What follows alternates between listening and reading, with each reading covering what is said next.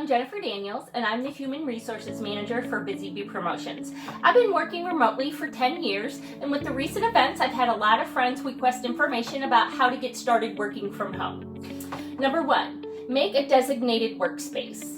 If possible, try and find a room that is quiet, preferably with a door, with enough space for you to have a nice work area. I'm fortunate enough to have a spare bedroom, which has a full desk, so I'm able to work from this area. You will also want to make sure that you have any extra supplies needed.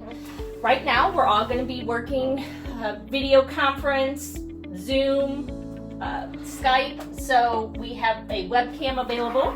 I recently switched from a Bluetooth headset to one with a cord, so that way the microphone is a little bit closer to my mouth and I can hear everything and black out all the background noise. So those are some extra things that you may want to make sure that you have on hand. I personally work a lot with spreadsheets and flip back and forth from websites while I'm talking to people doing interviews. So I have a separate monitor that I work with. So those are things that I find helpful for my workspace. Plus I keep it nice and clean and tidy. Set yourself some ground rules. Make some designated hours for working. I tend to like to work early, start early in the day. I make sure that I take my breaks and my lunch break, just like you would at your normal job. Once you have made your ground rules, communicate that with your family, your children who may be home with you, as well as your coworkers. That way they know when you're available to work and when they can come in and ask you for any extra help that they need.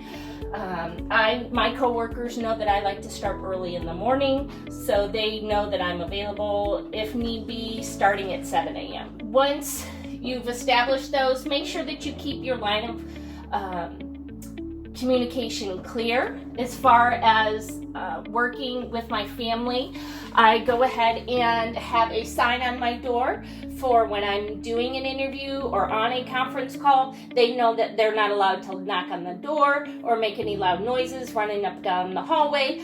So that's something that's helpful as well. Go ahead and set yourself a simple morning routine.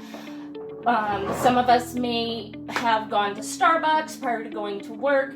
I make sure that I get my tea or my coffee first thing in the morning. I have my vitamins that I keep up at my desk, just so that I can set myself a routine for my normal work day, and just kind of get my mindset of, okay, now it's time to focus on working. And then I also have my set times for breaks as well as my lunch. During my break times, I do try to get outside, go for a walk, especially when you're stuck in home all day. Take my dog for a walk, make sure I get that vitamin D, get my brain all reset for the day so I can come back to my computer and focus.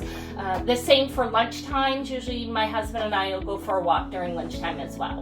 And then the last tip that I have is to adjust to communicating with your coworkers through texting, through in chats, as well as emails.